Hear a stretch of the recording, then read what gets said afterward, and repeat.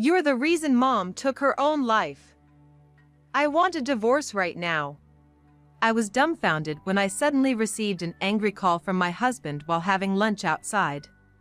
Actually, I'm having lunch with your mother right now? What? My husband said so and immediately hung up. Puzzled about why he said such a thing, I tilted my head in confusion along with my mother-in-law. However, after learning his motives, I decided to stand up and thoroughly confront him. My name is Mary, and I'm 28 years old. I've been married to my husband Daniel, who's 2 years my senior, for 3 years now.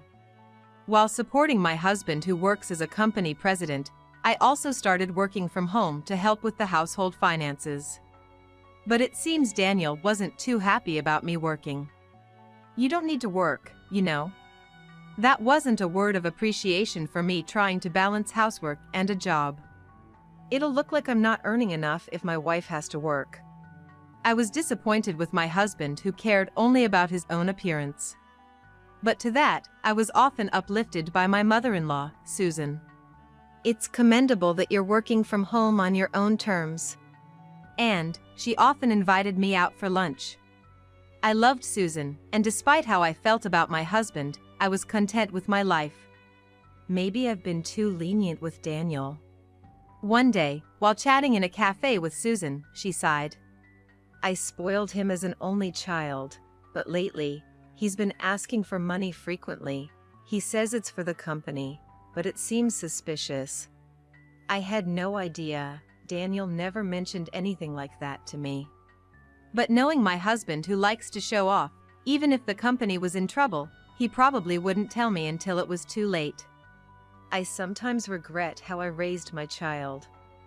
I worry if I've been a burden to you, Mary, and it keeps me up at night. Susan, you've done nothing wrong. No matter how hard you try in parenting, it ultimately depends on the child. I might not be convincing since I don't have any kids, but... No, Mary, I feel so relieved that you're trying to cheer me up. Thank you, as always. Seeing Susan's gentle smile, I strongly felt that no matter what happens, I'll always stand by her side. Perhaps disliking my connection with Susan, my husband gradually started to harass me more. What's with today's lunch? Strawberry jam on a sandwich? What? Isn't it your favorite? I only accept blueberry jam. Strawberry is too common and poor-looking for my taste. Daniel came home, yelling, and threw the lunchbox into the trash can. How could you? That lunchbox is getting old too. Buy a new one, will you? As he stomped into his room, a sweet perfume scent wafted from him. Daniel, you've been wearing that scent a lot lately. However, when I cleaned his room, there was no perfume bottle, and I suspected it might be a woman's fragrance. And then, without any notice, he started coming home late more frequently. Hey, I put extra effort into dinner today and waited for you. Didn't you get my message? Yeah, I know. But no matter how hard you try, your cooking can't beat a one-star hotel's. What? Did you eat out on purpose? Daniel, you've been acting strange lately. What? Shut up. Move, you're in the way. He shouted, pushing me aside and walking to the bathroom. That's when I caught that perfume scent again. I don't want to think about it, but it's clearly a sign of cheating. I was restless, and soon Daniel even started bad-mouthing Susan. That old lady, she should just give me the money without lecturing. Acting all high and mighty. Look who's talking. How can you ask Susan for money? That's none of your business. He seemed irritated and kicked the trash can to intimidate me. And usually, wives and mother-in-laws don't get along. It's not supposed to be that way. But Susan is such a good person. I have no reason to dislike her. My husband clicked his tongue in annoyance at my response. Then, Daniel started badgering me about Susan. Mom was complaining about you again. Says she hates going out with you because you're an inconsiderate daughter-in-law. No way! Susan would never say that. Considering my relationship with Susan so far, I couldn't believe Daniel's words. You really are naive. Why would she reveal her true feelings to a daughter-in-law like you? She's just been tolerating you. Watching my husband's exasperated expression, I began to worry if it might be true. Moreover, he told me Susan didn't want to see me and asked me not to contact her. I intended to trust Susan, but I thought it best to lay low for a while. Oh, right. Mom asked me to give you something. What is it? But when I looked inside the box Daniel handed me, it was rotten and emitted a terrible smell. I grimaced. The expiration date on the back was a month old. They were perishables. Wow, this is bad. Mom really hates you, doesn't she? My husband looked maliciously pleased. During this time, the perfume scent only grew stronger, and I endured a hellish 3 months. One day, unable to bear it anymore, I decided to call Susan. Tomorrow, I'll finish work by noon. Would you like to meet up? I'd like to have lunch and talk a bit. Yes, that's fine, but are you sure you want to see me? What do you mean?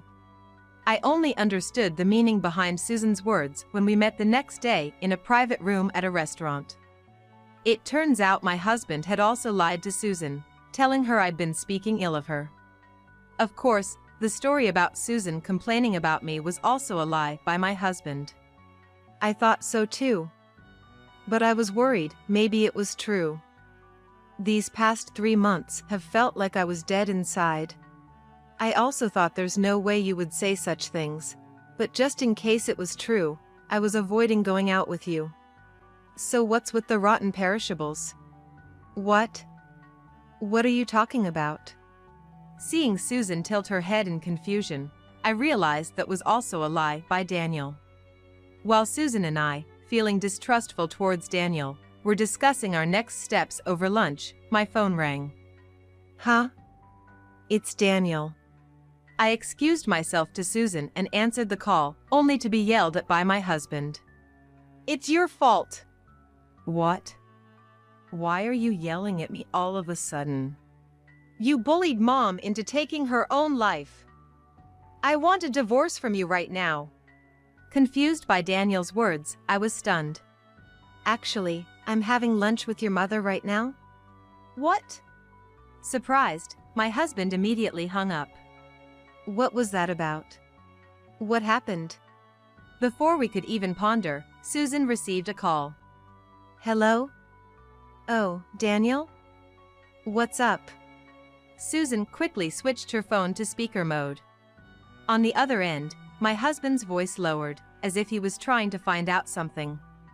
Mom, are you with someone right now? To that, Susan winked at me and responded. Oh, I'm just out shopping with a friend. Is something wrong? Hearing this, my husband muttered. She lied, that liar. Then, he blurted out something outrageous. Mary is cheating. You know what? I'm divorcing her, so you must never trust her again. What? I gestured to Susan to keep talking. Quietly nodding, she pretended to be fooled and continued to draw out my husband's motives. Finally, the reason behind Daniel's suspicious behavior became clear. After ending the call with my husband, Susan's face looked devilish. I was filled with anger too. Susan, let's teach that man a lesson together. When I got home, my husband was already there. Oh, you're home early today. Yeah. Despite his inner tension, Daniel's attempt to appear calm was almost comical. But I decided to take the initiative. Today, I got a weird call around noon. It might be my imagination, but the voice sounded like yours. Is it some new scam or something? What? Really? Be careful not to get fooled, okay? Hearing my words, my husband seemed relieved, thinking he'd gotten away with it, and reverted to his usual demeanor. Where were you anyways? If you're a housewife, you should act like one and stick to house chores. Okay, I hear you. Then the doorbell rang. I'm doing the dishes. Could you get the door, Daniel? Fine. Reluctantly, he opened the door and I heard him scream. Standing there was Susan and another young woman. Emily! What are you doing here? Oh, I just invited your new bride over as a mother. She's young and cute, isn't she? Mom, don't say anything. Daniel gestured for Susan to be quiet, but I watched from behind with a cold gaze. I'm sorry to say this, but both Susan and I know about your affair. I watched Daniel gasp. Please, come in. He welcomed the woman named Emily. How long have you known? Sitting across from us, Daniel looked up with a fearful gaze. Daniel, every time you came home, you smelled of perfume. Didn't you notice? Or is there something wrong with your nose? Tired of feeling uneasy, I decided to investigate my husband's mistress. Disguising my hair and outfit, I frequented a cafe near his office and followed him and his mistress to a hotel, capturing the moment they entered. I was so excited that I couldn't sleep that night. How did you find her contact information? You thought you were careful by setting your phone's lock to fingerprint recognition, but that's easy to bypass when you're asleep. Don't I have any privacy? Be quiet. Susan, usually calm and gentle, raised her voice, silencing her son. So, I contacted Emily, and Susan went to pick her up. I forced my husband's chin up as he sat with his head down. He couldn't move, just looking into my eyes. You mentioned your intentions over the phone to Susan, but could you share them with me too? I intended to smile, but perhaps my eyes weren't smiling, as my husband trembled. Reluctantly, he began to explain his suspicious behavior and the purpose of his call that day. I plan to divorce you, take the alimony and shared property, and then remarry Emily. So, initially, you intended to make it look like Susan took her own life and blame me for it, leading to a divorce. Is that correct? He nodded in small movements. It's surprising he thought such a lie about Susan's death would work. I guess he was that into his mistress. But when I told him I was having lunch with Susan, he was so caught off guard that he hung up the phone in shock. Still unrepentant, my husband, thinking of his next move, quickly contacted Susan. When Daniel came to me with his plan, I was utterly disappointed. Susan pretended to be deceived and extracted the story from him. Mary cheated, so I'll take the compensation money and the shared property. That's what he told Susan. And he added the following. I've already found a new partner to marry as soon as we divorce. That partner turned out to be Emily, now sitting in front of us, pale-faced. Why won't you take my side? What do you mean? You always supported me. In elementary school, you always defended me when I did something wrong. But you changed ever since I married Mary. How far back are you living in the past? And I regret spoiling you too much when you were young. Daniel thought that his mother had changed because of me, and had been lying to both of us so we wouldn't see each other. Disappointed with her son, Susan sighed deeply. I never thought you could be so selfish. I'll end it here. I'm cutting off your financial support. What? You're kidding, right? Actually, Susan had been financially supporting Daniel's company, and his success as a president was largely due to her.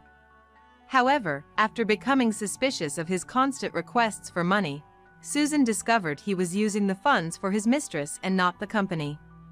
I no longer consider you my son. I'm disowning you, so leave this house. Daniel's face turned increasingly pale. It was only natural, since the house we lived in was in Susan's name, and he had always relied on his mother. Seeing him look at me in panic, I pushed the divorce papers towards him. Sign here, please. Here's a pen. Enjoy your life with your mistress as much as you want. At least let me off the compensation money. Don't joke with me. How dare you claim Susan took her own life? I said so and slapped his face. What? If there's no money, There's no benefit to marrying an old man like you. The mistress said so and slapped his face too. Daniel, holding his face, teared up and collapsed on the floor. By the way, Emily, I'll be seeking compensation from you too. What? Why me? You can't just meddle with someone's husband and get away scot-free. But she too slumped powerlessly to the floor, and together, Susan and I kicked both the Daniel and Emily out into the cold. After divorcing my husband, I demanded $20,000 in compensation. He was kicked out of the house owned by Susan, his financial support was cut off, and his company went bankrupt. Now homeless and penniless, Daniel is apparently living on the streets. Of course, I also got $10,000 in compensation from the mistress. Susan and I remain close, and after my divorce, I moved in with her. Our bond deepened even more. And we now live freely and happily together, just the two of us. I will be erased soon. A letter from my sister-in-law Elizabeth, who had taken her own life, arrived addressed to me. It came a week after she had passed to the other side. Despite her will already being found, what on earth was going on? I couldn't understand it all. But when I saw that letter, my hands started shaking with anger. This can't be forgiven. The letter ended with the words, "Report to police immediately." Little did I know what would happen next. My name is Jessica, I'm 28 years old. I live with my husband Paul, who is 5 years older than me. Both of us worked at different companies. Paul had a sister named Elizabeth, a very gentle person who, and for me who had no sisters, was like a real sister. And Elizabeth treated me like a sister as well. My sister-in-law was unmarried, and said she had no boyfriend, but she confided in me alone. Actually, there's someone I've been interested in lately. He's a wrestler and is very strong, Elizabeth said with a happy smile. And this was a secret kept between just us. My father-in-law was a practicing doctor, but passed away due to illness 3 months ago, and after that, Elizabeth started living with my mother-in-law. But then, my mother-in-law also passed to the other side. The cause was due to an overdose of medication, likely obtained from my father-in-law's clinic. After my father-in-law passed away, they were considering closing the clinic since my parents-in-law were known as a loving couple to everyone. The will created on the computer mentioned my mother-in-law couldn't bear my father-in-law's death. But my mother-in-law was a person who always enjoyed writing and had a beautiful handwriting as well. So I felt it was odd that her last message to this world wasn't handwritten. But my husband simply accepted it. She chose to go to the other side, so it's not strange she did something different. She must have been that lonely. Indeed, thinking of my mother-in-law's immense sorrow for the love of my father-in-law, I oddly found myself agreeing with Paul. But, amidst such interference, there was a mountain of things left to do. Because my mother-in-law had hardly touched anything inherited from my father-in-law, she had left behind a vast fortune. Paul would find time to immerse himself in the inheritance procedures. In contrast, my sister-in-law began sorting through my mother-in-law's belongings, one by one. And from this time, I started to notice a change in Paul's behavior. When he's home, he would stay in his room, and when he had work, he would come home late. And then finally, he started frequently coming home in the morning without telling me at all. "You've been acting strange lately. What on earth are you doing?" "It's none of your business." "But your mother just passed away, and you're not coming home until morning." "Shut up. Don't preach to me." My husband stormed out the door and became unreachable, not returning until the next evening. Given the gravity of our marital crisis, I confided in my sister-in-law about the situation with him. "I'll subtly ask Paul what's been happening. Let's work together and resolve this." Her encouragement somehow bolstered my spirits. Yet, what followed was unimaginable. The very next day, my sister-in-law suddenly left this world. The cause was the same as my mother-in-law's, an overdose. and she too had left a note. I will join my beloved mother on her journey. But the idea that Elizabeth, who had been so positive just days before, taking her own life made no sense to me. Something is definitely wrong. Let's get the police to investigate. Making a fuss won't bring Elizabeth back. You just do what you're supposed to do quietly. Despite my inability to accept, the funeral wouldn't wait. With a heart full of sorrow and unresolved feelings, I proceeded to make the arrangements. After Elizabeth's funeral, exactly 1 week later, I was set to return to work. Arriving at the office, there was an envelope on my desk. It seemed to have arrived while I was away. Who could it be from? What? This can't be. I was shocked to see the sender's name. It was a letter from Elizabeth, who had passed away. Panicked, I opened it. I will be erased soon. Report to the police immediately. This sentence caught my eye. And as I continued to read, my hands began to tremble. The hidden truth. I can't believe this. Gradually, I felt a strong anger building inside me, my head heating up. Reflecting on everything that had happened, I resolved to put an end to it myself. But I still lacked the crucial piece to do so. Thus, I sent a letter to someone, quietly waiting for the right time. 2 nights later, I visited my parents-in-law's home and hid myself. Then, a dark figure quietly entered my sister-in-law's room. I followed the dark figure and then turned on the light. It's so bright! The person rummaging through Elizabeth's desk was none other than my husband, Paul. What are you doing here? And in the dark, too. It's as if you're searching for something, hoping not to be found. Don't say something stupid. What are you doing here yourself? As if I was the one doing something wrong, he pointed his finger at me. Ignoring my husband, I pulled out something I had prepared from my bag. Did you happen to read this letter? It was a letter I had written, pretending to be my sister-in-law, addressed to myself to arrive at our house. It read, "Inside my desk, there is evidence of my brother's crime. Jessica, take this and report to the police." I had anticipated my quick-thinking husband would guess a letter from my sister-in-law contained something serious and would read it without permission. Seeing this, you came to destroy the evidence, but unfortunately, what's written here was a fake I created to lure you in. What are you talking about? I was just cleaning up. Really?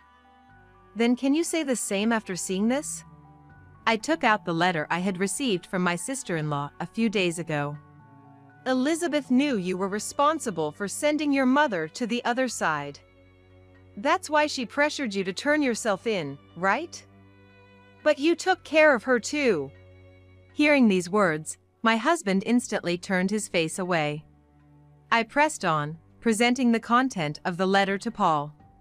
While sorting through things, Elizabeth found your mother's diary. It seems to say you jumped on some shady investment. So what? That's something I have no recollection of.